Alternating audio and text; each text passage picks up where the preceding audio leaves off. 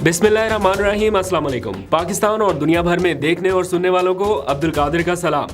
पाकिस्तान के निज़ाम अदल के सबसे बड़े ऐवान में इस वक्त हलचल मची हुई है और 24 घंटों के अंदर अंदर दूसरा बड़ा इस्तीफ़ा आ गया, यानी मुस्तकबिल के चीफ जस्टिस एजाजुल एहसन भी मुस्ताफ़ी होके रवाना हो गए। ये इस वक्त जो कुछ सुप्रीम कोर्ट में हो रहा है बहुत ही अलार्मिंग सिचुएशन है। एक के बाद दूसरा इस्तीफ़ा और अब ये इतलात है कि शायद तीसरा इस्तीफ़ा भी आ सकता है। जस्टिस बंदयाल के साथी एक एक करके अब मुस्ताफ़ी हो रहे हैं और ये शुरुआत हुई जस्टिस मज़ाहर अली अकबर नकवी के कल दिए गए इस्तीफ़े के बाद, जिसे आज मंजूर किया गया था, और उसकी मुखालफत करने वाले यानी उनके सुप्रीम जुडिशल काउंसिल में होने वाली कार्रवाई की मुखालफत करने वाले जस्टिस एजाजुल एहसन, जिन्होंने चंद महीने के बाद चीफ जस्टिस पाकिस्तान बनना था, या यूँ समझ लीजिए कि तमाम जजेस में काजी फाइज ईसा के बाद दूसरे नंबर पर थे, वो भी मुस्ताफ़ी हो गए। और बहुत सारे लोग अब ये जिक्र करना शुरू हो गए कि क्या जस्टिस मुनीब अख्तर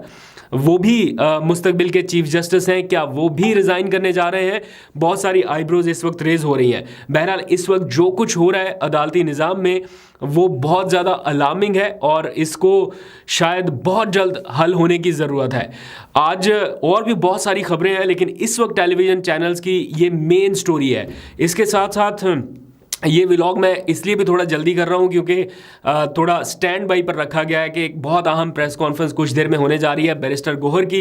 इम्कान ये जाहिर किया जा रहा है कि आज ही वो टिकटों की तकसीम का ऐलान करेंगे। पाकिस्तान तहरीक इंसाफ की टिकटें फाइनल कर ली गई हैं। आज उनकी जेल में मुलाकात हुई इमरान खान साहब के साथ और ग्रीन सिग्नल दे दिया गया है। तो आज कुछ ही देर में ये ऐलान मतवक्के है। उसके ऊपर जब ये हो जाएगा तो मैं आपको अलग अपडेट कर दूंगा। और भी बहुत सारी खबरें टाइमलाइन के ऊपर है, लेकिन उससे पहले थोड़ी सी बात करनी है बल्ले की सूरत-ए-हाल के हवाले से, जो बहुत ही दिलचस्प हो चुकी है। ना सिर्फ दिलचस्प बल्कि अफसोसनाक हो चुकी है। ये जमहूरी मुल्क, और इस जमहूरी मुल्क में इलेक्शन में अब सिर्फ 28 दिन का वक्त बाकी है।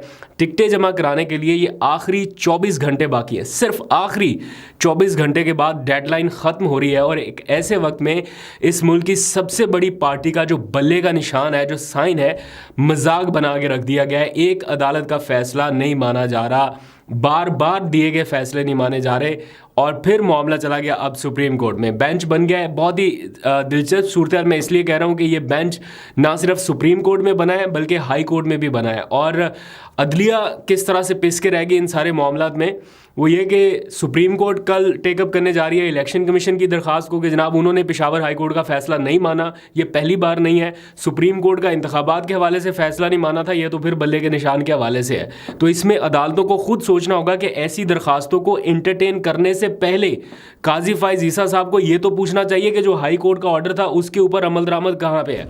जब तक सुप्रीम कोर्ट हाई कोर्ट का ऑर्डर नल एंड वाइड करार ना दे दे तब तक इलेक्शन कमीशन पाबंद है हाई कोर्ट के फैसलों के ऊपर अमल दरामद का। पहले भी नहीं किया था, जब बल्ला बहाल किया था उस टाइम भी कहा कि हमें तो सुना ही नहीं गया। अब एक बार फिर पेशावर हाई कोर्ट का हुक्म नज़रअंदाज किया गया। ये मुसलसल दूसरी बार इस मुल्क की एक बड़ी अदालत आपको कह रही है कि आप बल्ले के निशान का जो सर्टिफिकेट है उसे वेबसाइट के ऊपर जारी करें, लेकिन अभी तक ऐसा नहीं हुआ। क्यों नहीं हुआ? कि जनाब हम सुप्रीम कोर्ट में इसको चैलेंज करने जा रहे हैं और सुप्रीम कोर्ट में इलेक्शन कमीशन की दरख्वास्त जाती नहीं है तो नंबर लग जाता है, जाती नहीं है, वो भी मूड बनाते नहीं है तो पता चलता है इधर दरख्वास्त ठग दायर हुई उधर नंबर लग गया। लेकिन बहरहाल ये अदालत की क्या कहते हैं, उनका दायरा इख्तियार है, वो जिस केस को मर्जी फिक्स करे। लेकिन मैं ये समझता हूँ कि अब की बार जो है ये काजी फाइज ईसा साहब का ये सबसे बड़ा टेस्ट केस है। ये पिछले जितने भी केसेस हुए बशमूल मिलिट्री ट्रायल के हवाले से या और जितने केसेस, ये सबसे बड़ा और सबसे इम्पॉर्टेंट केस होगा, यानी जिसको टेस्ट केस कहा जा सकता है।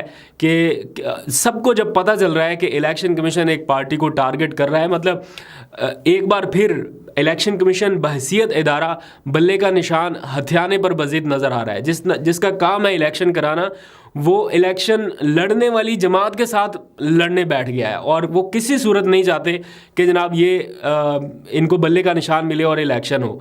तो वो किस तरह से इलेक्शन की क्रेडिबिलिटी को मनवा पाएंगे। बहरहाल अब जो सबसे इंटरेस्टिंग मामला है वो ये कि सुप्रीम कोर्ट में 3 रुकनी बेंच बन गया है इलेक्शन कमीशन की दरख्वास्त को एंटरटेन करने के लिए, और इधर पाकिस्तान तहरीक इंसाफ तौहीन अदालत की कार्रवाई शुरू कर चुकी है इलेक्शन कमीशन के खिलाफ, और वो पेशावर हाई कोर्ट में आज उन्होंने पिटीशन डाल दी कि जनाब आपके पहली बार भी हुक्म के ऊपर अमल दरामद नहीं हुआ और अब 24 घंटे गुजर गए, स्टिल आपके हुक्म के ऊपर अमल दरामद नहीं किया इलेक्शन कमीशन ने, लिहाजा चीफ इलेक्शन कमिश्नर समेत जितने मेंबरान हैं उनके खिलाफ तौहीन अदालत की कार्रवाई की जाए। अब मसला ये है यहाँ पे, अच्छा वहाँ पर भी 2 रुकनी बेंच बन गया है, सुप्रीम कोर्ट में 3 रुकनी बेंच बना है और यहाँ पेशावर हाई कोर्ट में 2 रुकनी बेंच बना है, और दोनों के दोनों कल केस की समाअत करने जा रहे हैं कि बल्ला मिलना है नहीं मिलना ये सुप्रीम कोर्ट ने फैसला करना है, और तौहीन अदालत की कार्रवाई बनती है नहीं बनती ये पेशावर हाई कोर्ट ने फैसला करना है। तो मेरा ख्याल है अदालतों को इस मामले को देखना चाहिए कि हमारे अहकामात के ऊपर अमल दरामद नहीं हो रहा, कम से कम उसके ऊपर स्टैंड लेना चाहिए। अच्छा यहाँ पर दिलचस्प बात यह है कि इलेक्शन कमीशन को अब डर कोई नहीं है कि जनाब अगर हम ज़रा सा पीछे हटे या हमें हटाया गया तो फिर करा ले इलेक्शन, फिर कैसे इलेक्शन होगा, फिर कैसे ये मामला चलेगा। इसलिए अब वो उस मामले तक चला गया है बहसियत इदारा के उनको कोई वो डर ही नहीं है कि क्या हमारे खिलाफ तौहीन अदालत की कार्रवाई, या वो अपने आप को शायद कानून से बालातर समझने बैठ गया कि जनाब कोई कानून उनके ऊपर अमल दरामद नहीं, उनकी एक ज़रा सी दरख्वास्त के ऊपर पूरा सुप्रीम कोर्ट जनाब तैयार बैठा है उनकी सुनवाई के लिए, उनके वकला जाते हैं, जिस तरह से वो केस प्रोसीड करते हैं, गलत बयानियाँ भी कर लेते हैं सुप्रीम कोर्ट में, कोई उनको नहीं पूछता। इसीलिए मैं कह रहा हूँ कि ये सबसे बड़ा टेस्ट केस होगा, और कोई कितना भी अगेंस्ट चला जाए एक पार्टी के, ये बल्ले का निशान लेना और पूरे एक इलेक्शन प्रोसेस से बाहर कर देना एक पार्टी को, मेरा नहीं ख्याल कि सुप्रीम कोर्ट इसको इंडोर्स करेगी। मैं ज़ाती तौर पर समझता हूँ कि ना उन्हें करना चाहिए ना शायद वो करेंगे, बट जिस किस्म के फैसले आ रहे हैं और जो ट्रेल चलती आ रही है उसमें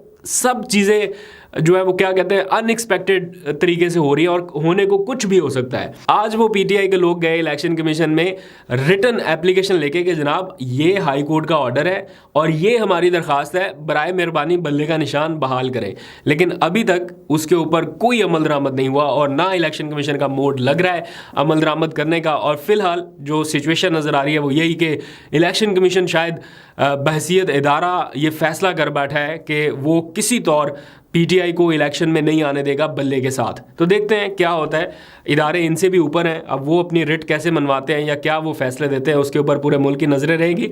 लेकिन अभी इस वक्त जिसके ऊपर नज़रें हैं वो है पीटीआई के मरकज़ी सेक्रेटेरिएट की तरफ, जहां से कुछ देर बाद पीटीआई की टिकटों की तकसीम का ऐलान होने वाला है। बैरिस्टर गौहर इमरान खान साहब से मिले और तमाम कैंडिडेट्स जो हैं वो फाइनल कर लिए गए हैं, और अच्छी बात यह है कि पीटीआई के पास हर हलके में खड़ा करने के लिए उम्मीदवार मौजूद हैं और वो अपनी इंतखाबी मुहिम लॉन्च करने जा रहे हैं। ग्राउंड के ऊपर वो कर पाएंगे नहीं कर पाएंगे, लेकिन सोशल मीडिया के ऊपर और ग्लोबली वो इसको किसी ना किसी तरीके से लेके आगे बढ़ना चाहते हैं ओवरसीज़ पाकिस्तानियों के ताउन से। तो मुल्क गिर एक नेशनल कैंपेन जो है पीटीआई उसको शुरू करने का इरादा रखती है। अभी मुशावरती अमल जारी भी है, लेकिन तमाम सोशल मीडिया प्लेटफॉर्म्स यूज़ किए जाएंगे बशमूल टिकटॉक। और गुज़िश्ता रात उन्होंने कोई अपनी सर्विस टेस्ट की है कि टिकटॉक के ऊपर हम लाइव जाएँ तो कितने बड़े पैमाने पर हम ऑडियंस को इंगेज कर सकते हैं। और मेरा ख्याल है कि अगला जलसा शायद ऑनलाइन जो हुआ है वो यूट्यूब और फेसबुक और दीगर सोशल मीडिया प्लेटफॉर्म्स के साथ साथ